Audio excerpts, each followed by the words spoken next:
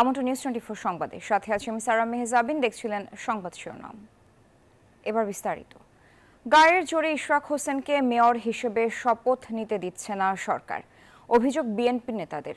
তারা বলছেন জনগণের ভোটে নির্বাচিত হয়েও প্রতিহিংসার শিকার ইশরাক। মঙ্গলবার রাজধানীতে আলাদা দুটি অনুষ্ঠানে সব মন্তব্য করেন রুহুল কবির রিজভী ও শামসুজ্জামান দুদু। এদিকে ইশরাকের শপথ না পড়ানোর নির্দেশনা চেয়ে দায়ের করা রিটের আদেশ দেয়া হবে বুধবার। বিএনপি নেতা ইঞ্জিনিয়ার ইশরাক হোসেনকে ঢাকা দক্ষিণ সিটি কর্পোরেশনের মেয়রের দায়িত্ব বুঝিয়ে দিতে টানা ৬ষ্ঠ দিনের মতো নগর ভবনের সামনে বিক্ষোভ মিছিল ও অবস্থান কর্মসূচি পালন করেছেন তার সমর্থকরা। আন্দোলনকারীরা বলেন, ঢাকা দক্ষিণ সিটি থেকে কাঙ্ক্ষিত সেবা পাওয়া যাচ্ছে না। আদালতের রায় অনুযায়ী ইশরাক হোসেনকে শপথ না পড়ালে আন্দোলন চলবে। শত শত কোটি টাকা এই নগর ভবন থেকে দুর্নীতি করে কামিয়ে নিয়ে গেছে। এর জন্য ইশরাক হোসেনকে মেয়র হিসাবে শপথ গ্রহণ করা হচ্ছে না। মশার কামড় অতিষ্ঠ, জায়গা জায়গা আবর্জনা, কেউ দেখার নাই। এর জন্য আমরা আমাদের মেয়রকে চাই। আমরা নগর পিতা হিসাবে ইঞ্জিনিয়ার ইশরাককে সেবা করার দায়িত্ব দিতে চাই। বিএনপির জ্যেষ্ঠ নেতা রুহুল কবির রিজভীর অভিযোগ, ইশরাককে গায়ের জোরে শপথ নিতে দিচ্ছে না সরকার। রাজধানীর খিলক্ষেতে এক অনুষ্ঠানে একথা বলেন তিনি। সরকারের পক্ষ থেকে গায়ের জোর খাটানো হচ্ছে। তাহলে চট্টগ্রামের যে আমাদের সাদাত, সে কি করে মেয়র হতে পারলো? সেও তো আদালতের রায় দিয়ে মেয়র হয়েছে। একই আইনে যদি সাদাত হতে পারে, তাহলে ইশরাক কেন হতে পারবে না? এটা হলো জনগণের জিজ্ঞাসা, আমার না। এদিকে জাতীয় প্রেস ক্লাবে এক আলোচনা সভায় এক ইস্যুতে কথা বলেন বিএনপির ভাইস চেয়ারম্যান শামসুজ্জামান দুদু। তিনি বলেন, ইশরাক হোসেন প্রতিহিংসার শিকার। এখনো আমরা সেই প্রতিহিংসার রাজনীতি দেখছি। জনগণের ভোটে নির্বাচিত হওয়ার পরেও যাকে ঢাকার মেয়রের দায়িত্ব দেওয়া হয়নি, সেই ছেলেটি ইঞ্জিনিয়ার ইশরাক। ইশরাকের শপথ ঠেকাতে হাইকোর্টে চলছে রিট মামলা। মঙ্গলবার এর শুনানি শেষ হয়েছে, আদেশ মিলবে বুধবার। নির্বাচনী প্রতিনিধি প্রার্থীর বাইরে অন্যকে এসে ইলেকশন ট্রাইব্যুনালের রেজাল্ট চ্যালেঞ্জ করেছে বা রায় চ্যালেঞ্জ করে কোনো নজির তারা স্থাপন করতে পারে নাই। এবং এটা অসৎ উদ্দেশ্যে করা হয়েছে, শুধু নির্বাচিত প্রতিনিধিকে যেন নির্বাচক শপথ না করায় সেই জন্য করা হয়েছে এটা। এবং এটা ধরেন, এটা আমাদের কনস্টিটিউশনে যেটা বলা আছে যে নির্বাচিত প্রতিনিধি থাকবে, এবং যেটা রুল অফ ল, যদি আইনের সাথে বিশ্বাস করি অবশ্যই তাকে মেয়র হিসেবে শপথ গ্রহণ করতে হবে। আর সরকার এখন তা করছে না, সরকারের একটা গুচ্ছির কারণে। হাইকোর্টে রিটটি দায়ের করেন ঢাকা দক্ষিণ সিটির বাসিন্দা মোহাম্মদ মামুনুর রশিদ। ইশরাককে মেয়র ঘোষণা করা ঢাকার প্রথম যুগ্ম জেলা জজ ও নির্বাচনী ট্রাইব্যুনালের বিচারকের বিরুদ্ধে শাস্তিমূলক ব্যবস্থা গ্রহণের নির্দেশনাও চাওয়া হয়েছে রিটে। সাইফুল ইসলাম, নিউজ 24, ঢাকা। ইশরাক হোসেনকে মেয়রের দায়িত্ব বুঝিয়ে দেয়া না দেওয়ার বিষয়টি আদালতে বিচারাধীন। এ বিষয়ে কোনো মন্তব্য করা সমীচীন নয় বলেছেন স্থানীয় সরকার উপদেষ্টা আসিফ মাহমুদ সজীব ভুঁইয়া। মঙ্গলবার দুপুরে সাভারে এক আয়োজনে কথা বলেন তিনি।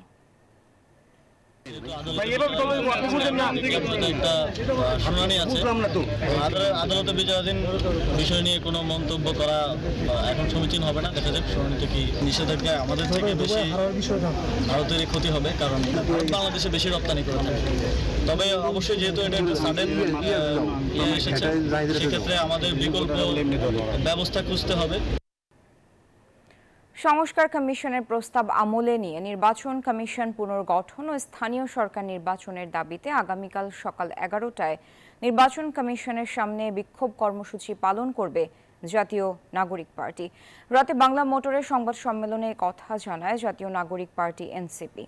এ সময় দলটির আহ্বায়ক নাহিদ ইসলাম অভিযোগ করেন, নির্বাচন কমিশন পক্ষপাতমূলক আচরণ করছে।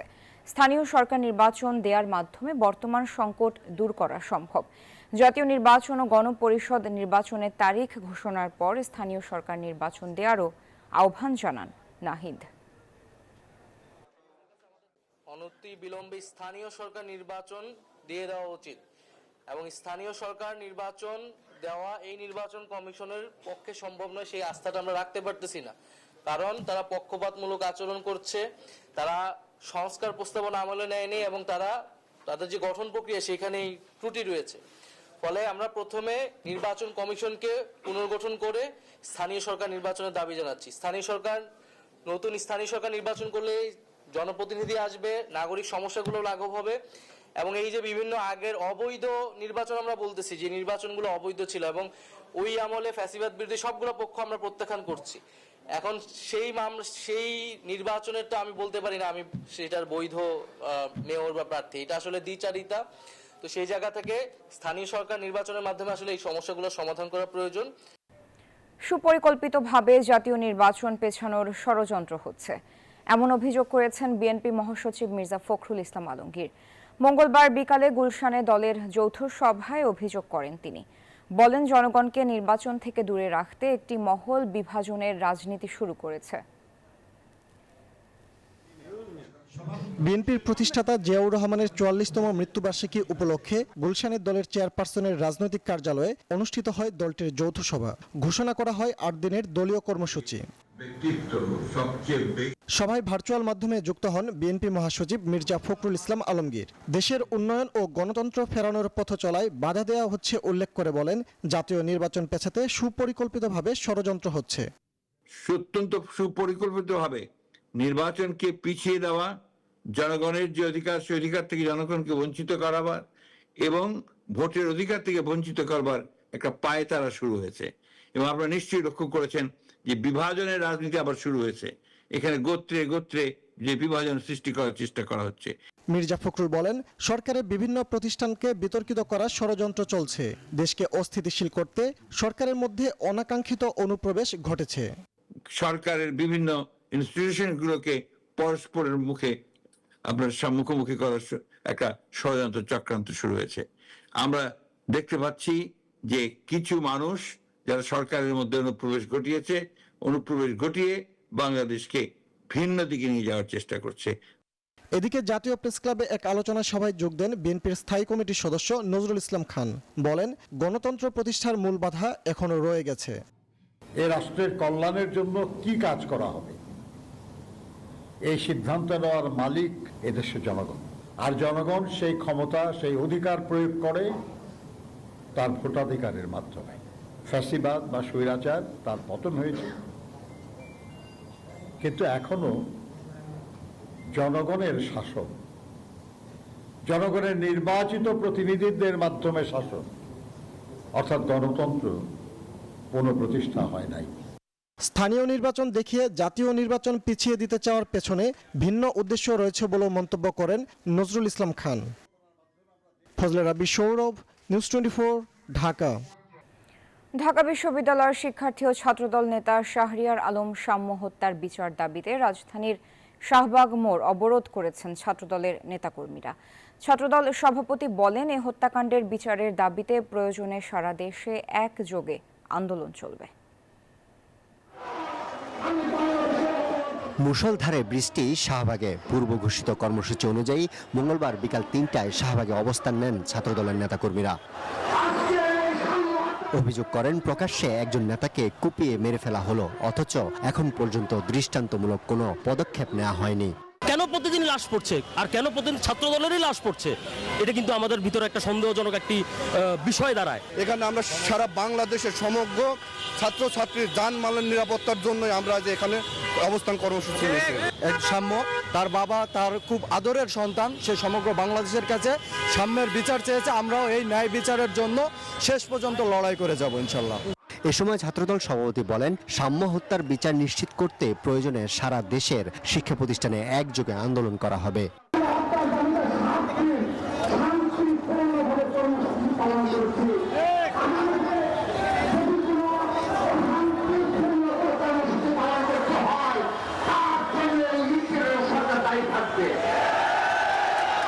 ঢাকা বিশ্ববিদ্যালয়ের শিক্ষা ও গবেষণা ইনস্টিটিউটের 2018-19 শিক্ষাবর্ষের শিক্ষার্থী ছিলেন শাহরিয়ার আলম সাম্য। তিনি এএফ রহমান হলের ছাত্রদলের সাহিত্য ও প্রকাশনা সম্পাদক ছিলেন।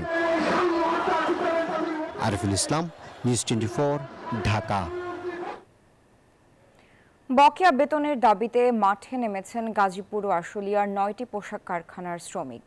তাদের মার্চ টু যমুনা কর্মসূচিতে বাধা দিয়েছে পুলিশ। বাধা পেয়ে রাজধানীর কাকরাইল মোড়ে অবরোধ করে বিক্ষোভ করছেন তারা। মঙ্গলবার বেলা 3টা থেকে সেখানে অবস্থান করেন তারা। শ্রম ভবন থেকে মিছিল নিয়ে প্রধান উপদেষ্টার কার্যালয়ে যমুনা অভিমুখে রওনা হন তারা। কাকরাইল মোড়ে তাদের ব্যারিকেড দিয়ে আটকে দেওয়া হয়। বৃষ্টিতে ভিজেই বিক্ষোভ চালিয়ে যাচ্ছেন শ্রমিকরা। তারা জানান, গাজীপুরের টিএনজেড গ্রুপের 8টি কারখানা ও আশুলিয়ার চেইন অ্যাপারেলস লিমিটেড দীর্ঘ সময় ধরে তাদের বেতন বন্ধ রেখেছে। দাবি আদায় না হওয়া পর্যন্ত তাদের আন্দোলন চলবে। কিন্তু এখন পর্যন্ত শ্রমিকদের যে পাওনা, সেই পাওনা দেওয়া হয় নাই। একবার 1 তারিখ, একবার 7 তারিখ, একবার 22 তারিখ, একবার 20 তারিখ, এইভাবে করে তারা শ্রমিকদেরকে ঘোরাচ্ছে। কত পাওনা এবং মালিকের কি কি সম্পদ বিক্রি করার ভেতর দিয়ে এই পাওনাটা পরিশোধ করা যায় সেটা পর্যন্ত আলোচনা হয়েছে এবং 2 দফায় ডেট এইবার পর্যন্ত মিস হলো। তার প্রেক্ষিতে আজকে এখানে আসা হলো। হত্যা চেষ্টা মামলায় জামিনে মুক্তি পেলেন অভিনেত্রী নুসরাত ফারিয়া। বিকেল 3:45টার দিকে গাজীপুরের কাশিমপুর কারাগার থেকে মুক্তি পান তিনি। এর আগে সকালে ঢাকার চিফ মেট্রোপলিটন ম্যাজিস্ট্রেট আদালত তার জামিন মঞ্জুর করেন। বৈষম্য বিরোধী আন্দোলনের একটি হত্যা চেষ্টা মামলায় আসামি করা হয় অভিনেত্রী ফারিয়াকে। রোববার দুপুরে থাইল্যান্ড যাওয়ার সময় শাহজালাল বিমানবন্দর থেকে তাকে গ্রেফতার করে ইমিগ্রেশন পুলিশ। নারী নির্যাতনের মামলায় সঙ্গীতশিল্পী মাইনুল আহসান নোবেলকে কারাগারে পাঠিয়েছেন আদালত। সোমবার দিবাগত রাতে তাকে গ্রেফতার করা হয়। গণমাধ্যমের কাছে মঙ্গলবার এই খবর নিশ্চিত করেন ডেমরা থানার পরিদর্শক মোহাম্মদ মুরাদ হোসেন। তিনি জানান, এক নারীকে ধর্ষণ, ভিডিও ধারণ ও নির্যাতনের অভিযোগে নোবেলের বিরুদ্ধে মামলা দায়ের হয়। এর প্রেক্ষিতে সারুলিয়া থেকে পুলিশ তাকে গ্রেফতার করে। 2023 সালে প্রতারণার এক মামলায় তাকে গ্রেফতার করেছিল ডিবি পুলিশ।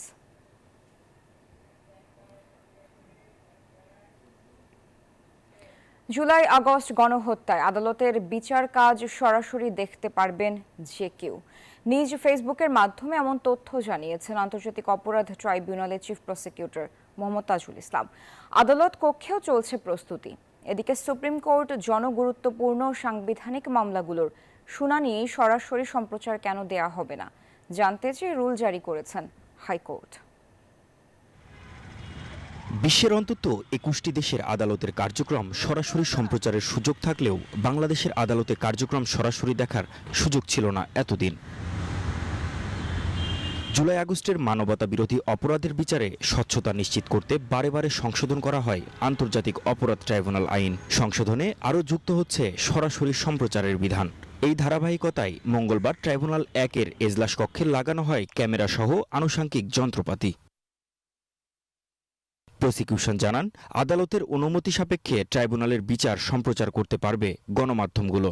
এখন ট্রাইব্যুনাল কোর্টরুমের ভেতরে যে বিচার কার্য হবে ট্রাইব্যুনালের অনুমতি সাপেক্ষে সেটিকে পাবলিকলি ব্রডকাস্ট করা যাবে, অথবা সেটিকে ধারণ করে পরবর্তীতে সেই অংশটুকু ট্রাইব্যুনালের ওয়েবসাইটে প্রকাশ করা যাবে। এদিকে সুপ্রিম কোর্টের জনগুরুত্বপূর্ণ ও সাংবিধানিক মামলাগুলোর শুনানি সরাসরি সম্প্রচার করার নির্দেশনা কেন দেওয়া হবে না তা জানতে চেয়ে রুল জারি করেছেন হাইকোর্ট। আইনজীবীরা আমরা আপিল বিভাগে কোথায় কি কথা বলছি, মক্কেলের পক্ষে জনসাধারণের পক্ষে সব দেখা সম্ভব হয় না, কিন্তু যদি দেখার সুযোগ হতো তাহলে আমরা অনেক সতর্ক হতে পারতাম। এটি সকলের জন্য প্রয়োজন। সংবিধানের 35 অনুচ্ছেদ অনুযায়ী এটা নাগরিকদের অধিকার বলেও জানান আইনজীবী। বাংলাদেশের মানুষ জানে। মাহমুদ হাসান, নিউজ 24, ঢাকা। কেউ তো জানে না। সংবাদের সময় হলো একটি বিরতির। ফিরছি আরও খবর নিয়ে, সাথী থাকুন। আমন্ত্রণ আরেকবার, দেখছেন নিউজ 24 সংবাদ। দেশের আইন শৃঙ্খলা পরিস্থিতি নিয়ে প্রধান উপদেষ্টা ডক্টর মোহাম্মদ ইউনূসের সভাপতিত্বে একটি উচ্চ পর্যায়ের বৈঠক অনুষ্ঠিত হয়েছে। বৈঠকে সারা দেশের আইন শৃঙ্খলা পরিস্থিতি পর্যালোচনা করা হয়। বৈঠকে প্রধান উপদেষ্টা ডক্টর ইউনূস রাজধানী সহ সারা দেশে স্থিতিশীল নিরাপত্তা পরিস্থিতি বজায় রাখার উপর গুরুত্ব আরোপ করেন। এ সময় তিনি কিছু গুরুত্বপূর্ণ ঘটনার ক্ষেত্রে নিরাপত্তা বাহিনীর প্রচেষ্টার প্রশংসাও করেন। বৈঠকে স্বরাষ্ট্র উপদেষ্টা লেফটেন্যান্ট জেনারেল অবসরপ্রাপ্ত জাহাঙ্গীর আলম চৌধুরী, পররাষ্ট্র উপদেষ্টা মোহাম্মদ তৌহিদ হোসেন, জাতীয় নিরাপত্তা উপদেষ্টা ডক্টর খলিলুর রহমান, সেনা প্রধান জেনারেল ওয়াকারুজ্জামান, নৌবাহিনী প্রধান অ্যাডমিরাল মোহাম্মদ নাজমুল হাসান, বিমান বাহিনী প্রধান এয়ার মার্শাল হাসান মাহমুদ খান সহ অন্যান্য ঊর্ধ্বতন কর্মকর্তারা উপস্থিত ছিলেন।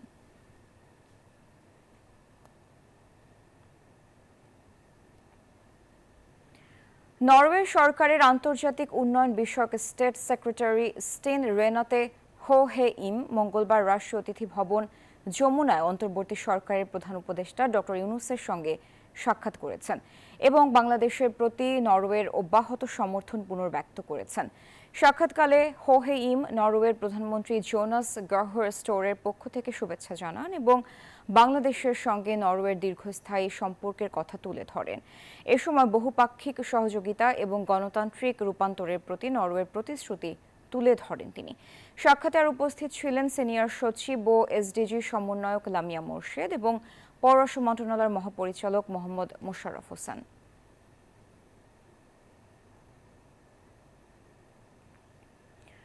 তদবির বাণিজ্যের অভিযোগ বিষয়ে স্বাস্থ্য উপদেষ্টার সাবেক 2 ব্যক্তিগত কর্মকর্তা দুদকের তলবে হাজির না হয়ে আত্মপক্ষ সমর্থনের সুযোগ হারিয়েছেন, জানিয়েছেন সংস্থাটির মহাপরিচালক আক্তার হোসেন। প্রয়োজনে তাদের দেশ ত্যাগেও নিষেধাজ্ঞা দেওয়া হতে পারে। ছাত্র জনতার গণ অভ্যুত্থানের মুখে গত 5 আগস্ট পতন হয় 15 বছর ধরে ক্ষমতায় থাকা আওয়ামী লীগ সরকারের। পরে 8 আগস্ট ডক্টর মোহাম্মদ ইউনূসের নেতৃত্বে গঠন হয় অন্তর্বর্তী সরকার। সম্প্রতি এই সরকারের স্বাস্থ্য উপদেষ্টা নূরজাহান বেগমের 2 ব্যক্তিগত কর্মকর্তা তুহিন ফারাবি ও ডাক্তার মাহমুদুল হাসানকে সীমাহীন দুর্নীতি ও তদবির বাণিজ্যের অভিযোগে দায়িত্ব থেকে অব্যাহতি দেওয়া হয়। মঙ্গলবার এই 2 সাবেক কর্মকর্তার শত কোটি টাকা দুর্নীতির অনুসন্ধানে দুদকের তলবে জিজ্ঞাসাবাদের দিন ধার্য ছিল, তবে সংস্থাটির ডাকে সাড়া দেননি তারা। এতে অভিযুক্তরা আত্মপক্ষ সমর্থনের সুযোগ হারিয়েছেন বলে জানিয়েছেন দুদক মহাপরিচালক। যে 2জন অভিযোগ সংশ্লিষ্ট ব্যক্তিকে জিজ্ঞাসাবাদের জন্য আজকে নির্ধারিত তারিখ ছিল, তারা কিন্তু আজকে উপস্থিত হন নাই। আত্মপক্ষ সমর্থনের সুযোগ দেওয়া হয়, কেউ যদি সেই সুযোগ না নেন সেই কারণে অনুসন্ধান থেমে থাকবে।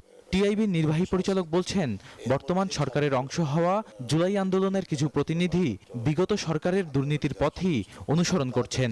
নিউজ 24কে তিনি বলেন, মানুষের আস্থা ধরে রাখতে দুর্নীতি ঠেকাতে দুদক ও সরকারকে কঠোর হতে হবে। যে দলবাজি, দখলবাজি, চাঁদাবাজি এটাই হচ্ছে স্বাভাবিকতা। তার মধ্যে তাদের এই ছাত্র নেতৃত্বের মধ্যে বা ছাত্রদের মধ্যে থেকে একাংশ এর মধ্যে জড়িয়ে পড়েছে। দুর্ভাগ্যজনক, এটা প্রত্যাশিত ছিল না।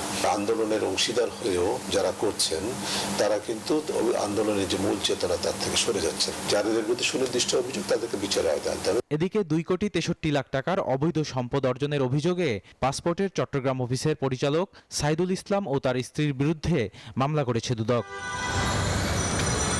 বদরুল আলম শাওন, নিউজ 24, ঢাকা। মরহুম আজম ওবায়দুল্লাহ জীবনের প্রতিটি ক্ষেত্রে দায়িত্বশীলতার পরিচয় দিয়েছেন বলে মন্তব্য করেছেন জামায়াতে আমির। চট্টগ্রামে বিকেলে বিশিষ্ট শিক্ষাবিদ, লেখক, গবেষক, রাজনীতিবিদ ও সাংস্কৃতিক ব্যক্তিত্ব ডক্টর আজম ওবায়দুল্লাহর স্মরণে আলোচনা সভা ও দোয়া অনুষ্ঠানে জামায়াতের আমির এ কথা বলেন। আরও বলেন, তিনি ইসলামের জন্য কাজ করেছেন, তাই সবাইকে ঐক্যবদ্ধভাবে তার অসমাপ্ত কাজ সমাপ্ত করতে সচেষ্ট থাকতে হবে। আমাদের ভাই আজম ওবায়দুল্লাহ তিনি ছিলেন বিশ্বাসের পক্ষের জীবন্ত উপন্যাস। তিনি এমনই একজন মানুষ যাকে দেখা যেত, যার কথা শোনা যেত, যাকে পড়া যেত। এমন বহুদা গুণ আল্লাহ তাআলা খুব কম মানুষকে দান করেন। তিনি এরকম একজন মানুষ ছিলেন। এবার অর্থবাণিজ্য সংবাদ।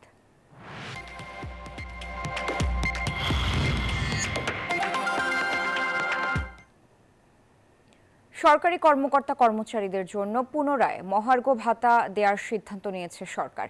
বাজেটে এ বিষয়ে অর্থ বরাদ্দ রাখা হবে, যা কার্যকর হবে জুলাই মাস থেকে, এমনটাই জানিয়েছেন অর্থ উপদেষ্টা ডক্টর সালেউদ্দিন আহমেদ।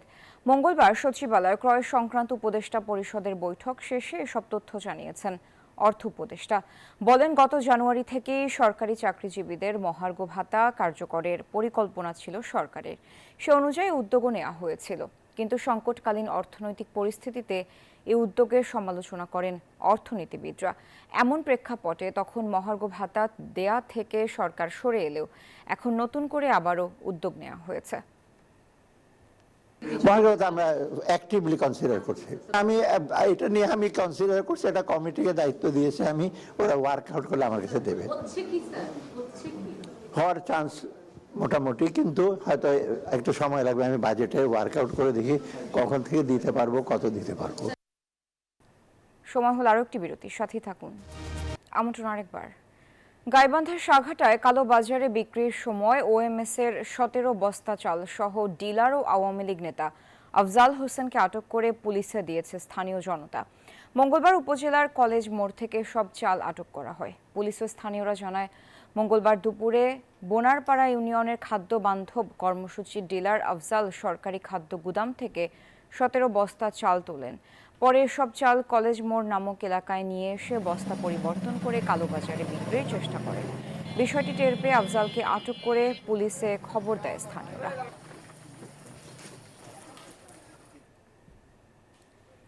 এই ছিল নিউজ 24 সংবাদে এতক্ষণ সাথে থাকার জন্য ধন্যবাদ সবাইকে।